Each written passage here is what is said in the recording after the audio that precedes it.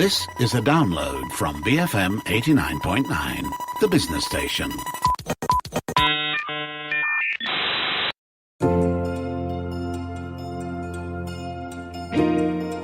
Following the end of World War II up until the 60s, 36 new states in Asia and Africa achieved autonomy and independence from their European colonial rulers. Many consider this as the end of European colonization. But is that really true? Or are we still colonized today, only in different ways? I'm Dashran Johan, and this is Today I Learned. On the show with me today is Assistant Professor Dr. Karim Batash.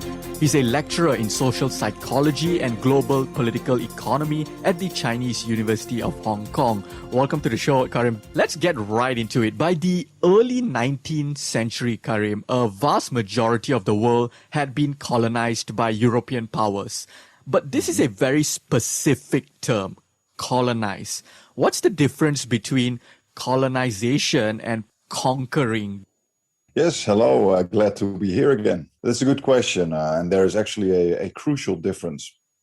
So conquering is forcing a country in submission, right? Mm-hmm. So for example, you had the Germans conquering my country, the Netherlands, during the Second World War.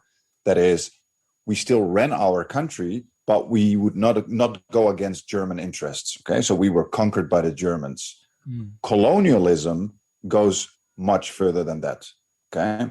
One actually calls it settler colonialism, where one group of people settles in a new territory with the explicit intention to colonize the place and therefore replace or rule over the indigenous people.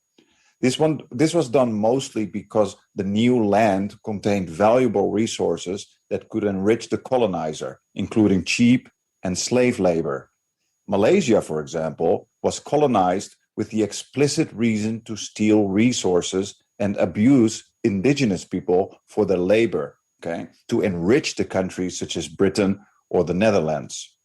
A current day example of colonization would be Israel's colonization of Palestine, where mostly European Jews, but also Jews from other parts of the world, with the support of Western powers, are settling on a land once called Palestine, with the explicit intention to expel the indigenous population and create a Jewish state.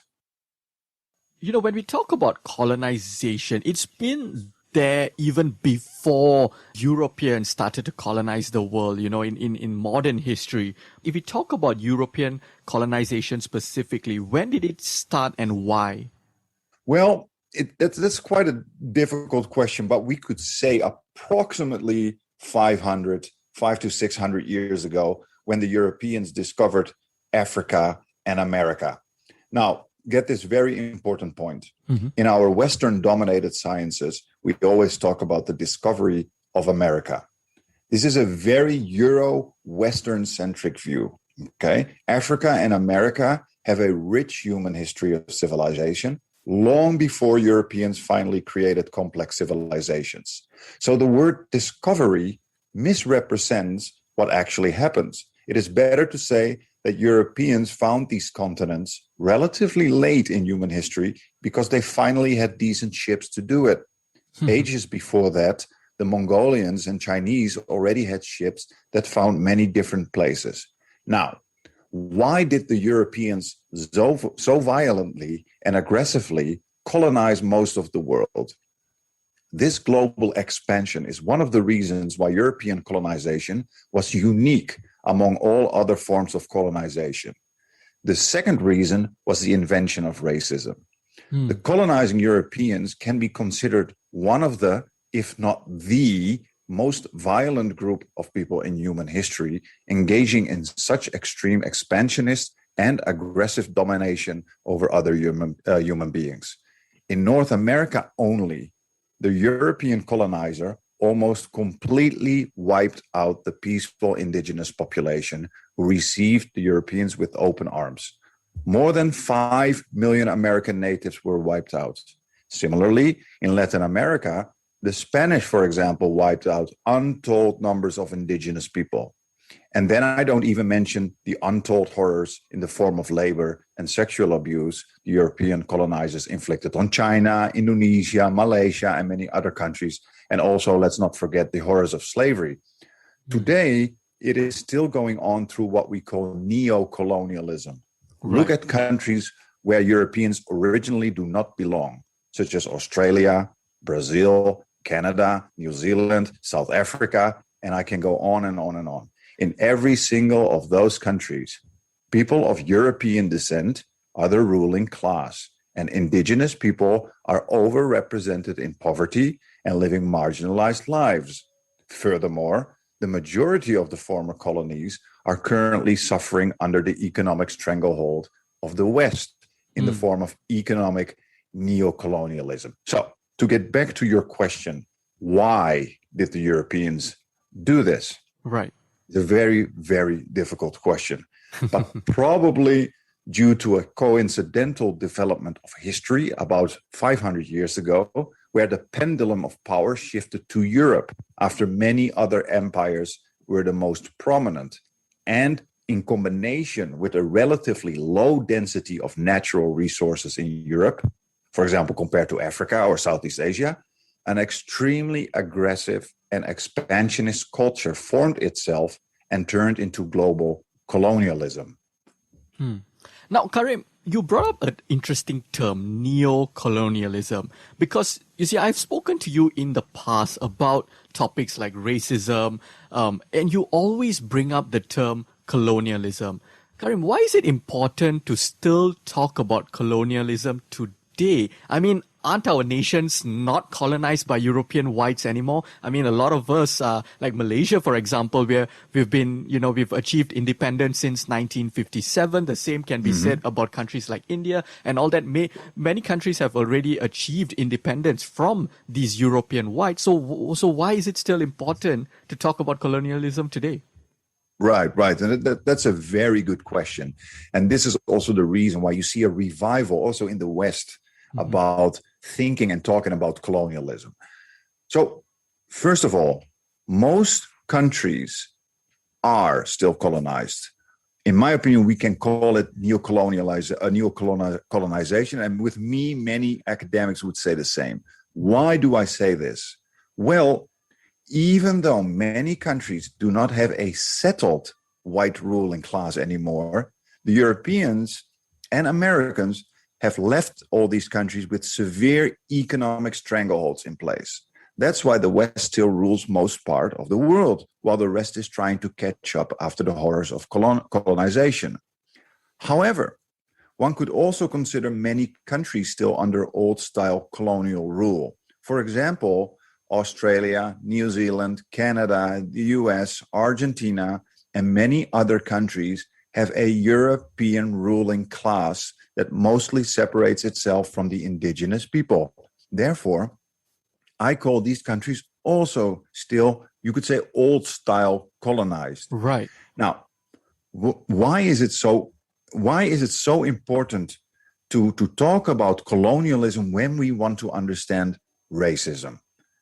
Throughout history, we human beings have been very tribal. Tribal means that we divide ourselves into categories and then we like our own category more than other categories. For example, during the Roman Empire, being part of Roman culture was different than being part of Egyptian culture. Okay, so people categorized themselves based on the culture. Also based on religion, for example, being Muslim was categorically different than being Jewish or Christian. Right. This tribalism is very normal throughout human history. Okay, so the tribalism part is very normal. What is not normal over the course of tens of thousands of complex human civilization, a history of human civilization, is the nonsensical category of race as a form of tribalism. This is very, very recent and was invented approximately 500 years ago. So we are now born and think this is a very normal part of humanity, okay? Racialized thinking in races, but it's actually not. The European colonizer simply invented the idea that we can divide people into races based on skin color and facial features, which is extremely unscientific and, to be honest, ridiculous. Why? Because the most genetically diverse continent in the world is Africa. In other words, nowhere in the world differ people more from each other than in Africa. Yet, in the nonsensical European system of racism, sub-Saharan Africans are all called black. Yeah. So they are all lumped together into one so-called race, which is, of course, like I said, ridiculous. So why did the Europeans invent racism? Well, to be very specific, we actually should call it white supremacist racism. Why is this so important to understand? Because racism is a social system invented to benefit one group of people, and that is those who are classified as European whites. Think about it. Have you ever noticed that systemic structural racism against white people does not exist? Have you also noticed that humiliating and insulting racial stereotypes against white people are almost non-existent? Because the idea of racial classification throughout history was invented to benefit European whites over all non-European groups when ruling over the colonies. This way, Europeans could not only indoctrinate indigenous people, like in Malaysia, that they are superior to them, for example, through education or religion, but it also helped the European to feel no guilt when harming other groups of people. Because by believing that all other human beings are not equal but inferior to Europeans, you can think that ruling over them is just a natural thing. In fact, Europeans convinced themselves that the oppression and abuse of colonized people was a good thing, because by believing in racism, they were convinced that they were civilizing and modernizing the colonized people. This is, of course, false, because colonized nations, research has shown this, colonized nations became poorer than when they ruled themselves. And the psychological harm of racism is still harming everyone today. Now, Karim, you brought up this idea of, the West defining, for example, in Africa, everyone, they just lump them together and say, these are the blacks and these are the personality traits associated with the blacks.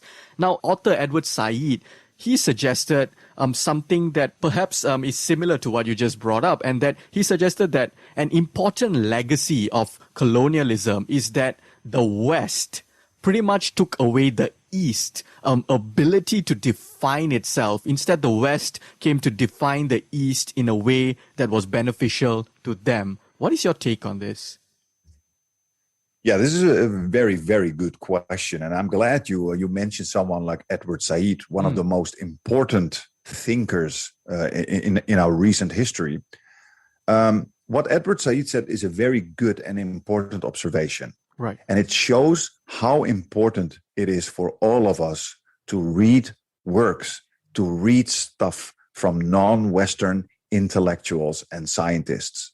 So to your audience right now, name 3 famous scientists from another continent than Asia. Okay, so name 3 famous scientists from another continent than Asia. And then my question is, how many of those names that you think of right now are non-Western? Right. Most people would not know many. Why? Because we have all been indoctrinated, also me growing up in the West, with Western superiority, and we have neglected knowledge from the rest of humanity. Now, to get back to Edward Said, a very, very, very intelligent Palestinian thinker. Think about it. Before approximately 500 years ago, people in Africa would identify based on tribe or language. That is, during most of human history. But then came the horrors of European colonization that divided people into racial groups, lumping diverse people together. And until today, most people from Africa call themselves black, because the European has put this way of defining people into the psyche of colonized people. It is the same with all other formerly colonized peoples around the world. Many of the stereotypes people feel about their group have their origin in colonial times. Another example is the idea that East Asians are, for example, yellow people. This is a ridiculous categorization of people based on color-coded racism that has lumped many different groups of Asians together based on skin color. Again, you see that many Asians actually themselves define themselves this way and say, yeah, I'm yellow.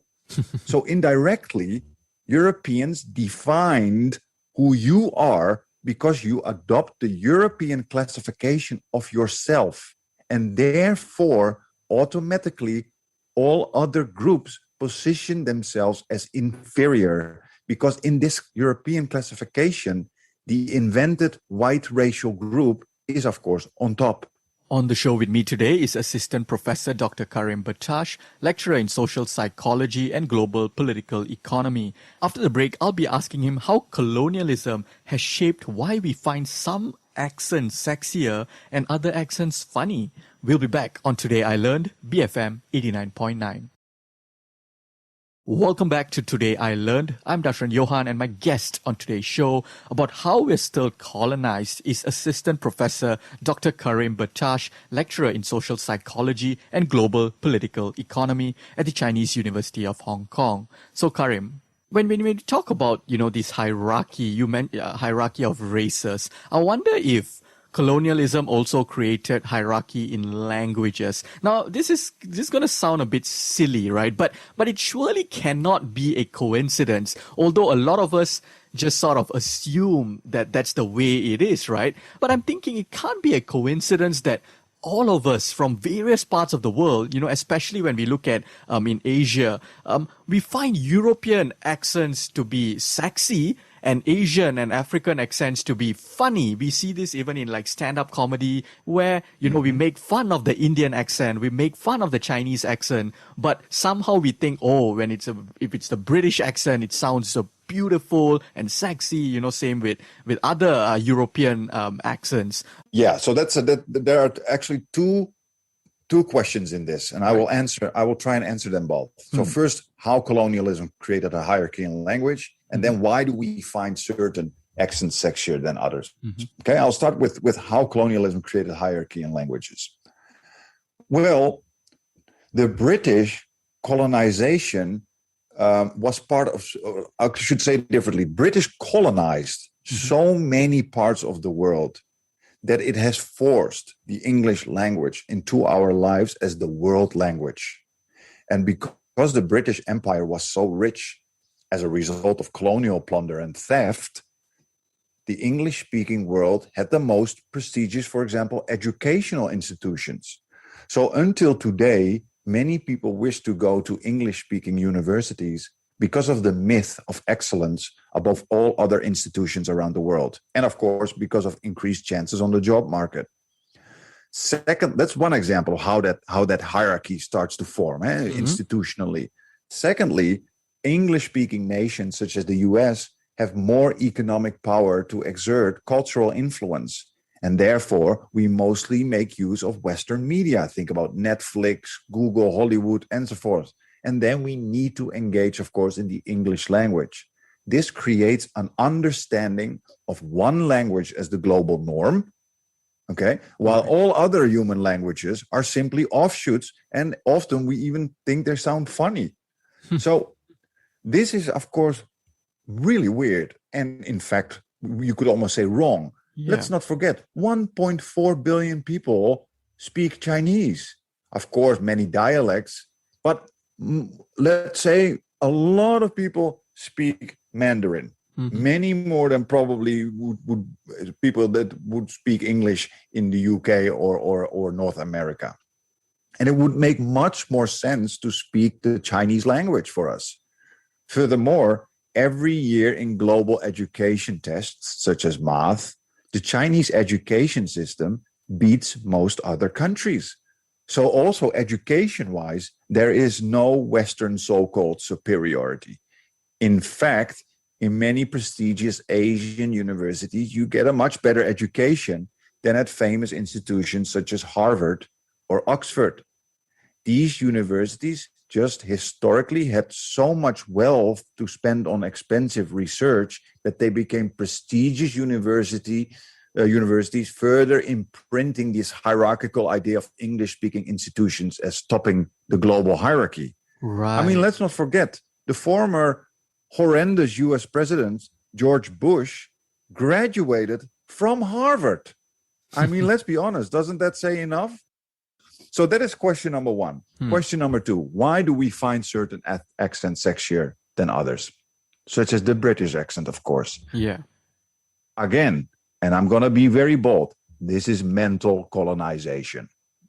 Google image right now, also to your audience, Google image the term handsome man. Okay, just go to Google image and search handsome man. Most unknowing people, most unwitting people would not even notice the white supremacy in these results. They would simply agree with the results that they see in front of them. But what are those results? Almost all of the results are European white men. You Google handsome men, you find only European white men and maybe a few black guys and maybe one or two Asian guys. You're right, Karim. I'm actually Googling it right now, and literally every single image that pops up is a white celebrity, a white model. And then as you go lower and lower and lower, you start to see other races and people from other countries. But yeah, you're right. It's the first 20 results at least are all white guys. Right. And this is very important because this is invisible to most people. We have been force-fed the European beauty type as the norm so much and so many times and at so many levels, billboards, movies, everything, that we all unconsciously agree to this kind of hierarchy without question. This is mental colonization. That is why I always say that taste is not in the eye of the beholder. Taste is in culture. It gets shaped by our culture. That is why in ancient empires, such as the Arab Empire, dark-skinned females were considered the most attractive. This is also why in Renaissance Europe, obesity was attractive. Culture shapes what we find attractive through cultural indoctrination. It is the same with accents. By always watching and listening to Western media, we are indoctrinated with the idea that a typical British accent, that is the accent of the former colonial superpower, is sexier than others. It is no coincidence that the accent from the biggest and most aggressive colonizer of our history is called the most sexy. This is no objective fact. This is simply indoctrination. If Arabs had the world's most wealth, and we would use colonization and the media, or Arabs would use the colonization and the media to spread their language and image, I can assure you, people would find the Arabic language the most attractive. It's as simple as that. Now, you mentioned media and the power of media. So, talk to me about how film, popular culture, how do these things ensure that we remain mentally colonized even today in 2021? Very important and good that you asked me that question. It is very simple. Like I just said, if we Google handsome man, we only get European white men in the first results. That's right. Yeah. Okay. This is the way media indoctrination and psychological colonization works. It is invisible to most people. They do not realize it, but it happens at every moment. Hollywood movies have mostly white heroes. Video game characters are mostly white. In the education system, we mostly learn about Western scientists and philosophers. This creates an unconscious hierarchy of people. Now, in colonial times, European already knew the power of this, the power of these media images. This is why indigenous children, for example, were forced to get Western education so that they would internalize their own inferiority. because Western education focused mostly on the representation of Europeans when it comes to discovery and science and all these things. Another example is the usage of religious imagery. By forcing colonized peoples into Christianity and then representing the holy characters, such as God and angels, as European-looking white people, you unconsciously, psychologically colonize people's inferiority into their mind. Even today, most people think of Jesus as a Northern European-looking white man instead of a Middle Eastern brown man who he originally was. Think about it. When we talk about film, when we talk about pop culture, we are in, a time where, at least socially, it seems like people are becoming more woke, to use that term. But, when we start to see, more Hollywood movies starting to champion diversity and minority culture, which is great, right? We should celebrate this. But even then, right, for example, we celebrate Disney films like Moana and Coco, which is, again, something that we should celebrate, right? It's great that they're celebrating these cultures. But when we really, really peel the layers back and look at the nuances, right, the people making the most money from these films are white studio executives, not necessarily Polynesians and Mexicans. Yeah. And this is a very good observation, Dashram. In the current system of capitalism, which of course grew during colonial times, the system of capitalism, most wealth is situated among European whites. Okay, this is due to 500 years of colonial domination. And of course, with European whites, I also mean whites in all other parts of the world, like the United States or Canada. Right. Most wealth is situated among whites because 500 years of colonial domination has stolen so much wealth from the rest of the world. I mean, look at the third world. They are still dirt poor. This is how much wealth Europeans have extracted. And because of this wealth, all of this wealth, European whites are still dictating what to spend money on for profit. And the film industry sees the awakening that is now happening in former colonized peoples. Think about Black Lives Matter, which was an awakening against an unfair racial categorization based on skin color, but also the Stop Asian Hate movement that fights against unfair global racial classification, and so on. The wealthy white elites see this, and even out of this anti-racist awakening, they find a way to increase their own wealth. So they will create movies with a lot of diversity to cash in on this revival of a need for multiracial representation. However, here's the thing. Right. Anti-racism will often be supported by wealthy white elites as long as it is superficial. Some more colored faces in their movies, for example, sure, this is fine. But structural change, however, such as reparations for the hundreds of years of colonial suffering, or structural change in Western societies to elevate the position of colored minorities, does not get supported. Large-scale systemic change is something that many white elites avoid because it challenges the current global structure of white supremacy. That is, the global hierarchy with people classified as white on top of the food chain. So a movie with a bit of diversity, sure, that's fine, as long as there are no structural changes.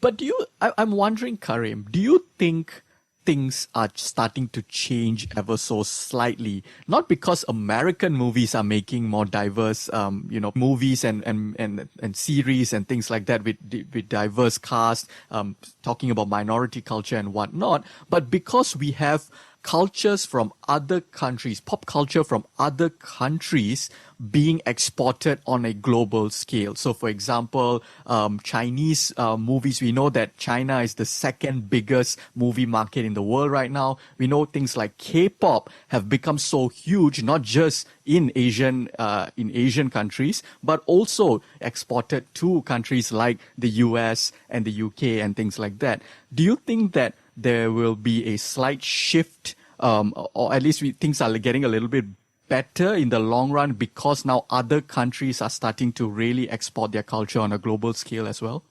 Yes and no. I mean, we also saw that with Japanese culture in the old days, anime culture and sports and well, you even had the old days, the Hong Kong culture that exported Kung Fu.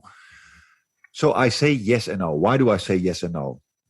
Yes, because you see a representation of another group of people classified as non-white, which elevates their position in the global hierarchy and which opens our eyes for the humanity of other human beings, which is a good thing. But it's still tied to economic power, to capitalism. That means that all other human groups that do not have the capital wealth to represent themselves are still being perceived as marginalized groups. So that is why it's so important that we get a really equitable world where all groups of people, regardless of what you look like, regardless of your classification, have a similar kind of social mobility, have a similar, you could almost say, economic leverage to represent themselves. When we get that kind of equality around the world, that is also when you will see that most people will realize that racial classifications are nonsense.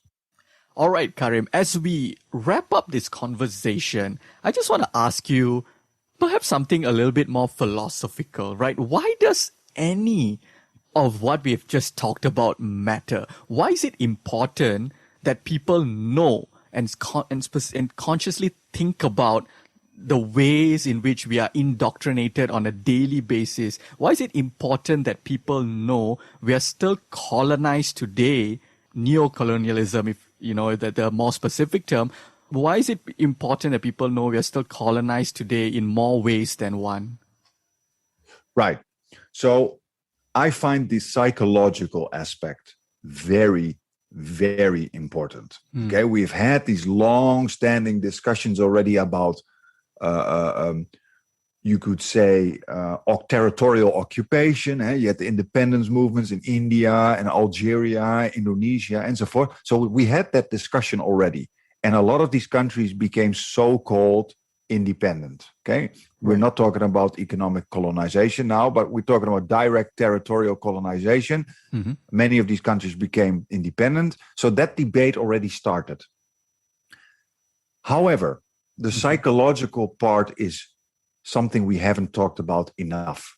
Okay, people tried it before. Samir Amin, of course, Edward Said, Malcolm X, but it's very little. I'm one of the few modern psychologists who say we need to focus on this way more. This is very, very important to wake up, to understand that everything you see as an objective reality is in fact subjective. For thousands of years, people have never, ever classified themselves based on skin color or facial features.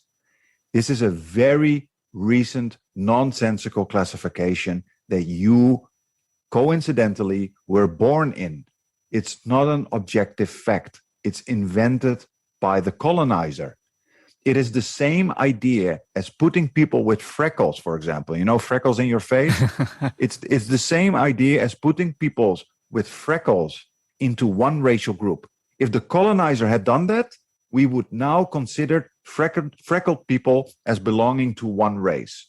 Right. When we look at the world map, okay, we very gradually change in skin color and facial features when we go from point A to point B. If you travel from Beijing to Iran, for example, people very gradually change in appearance. There are no racial demarcations.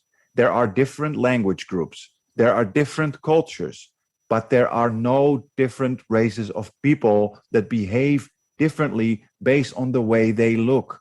People only behave differently based on their culture. Racial groups are not related to human behavior. It makes no sense, and we should be very, very aware of this.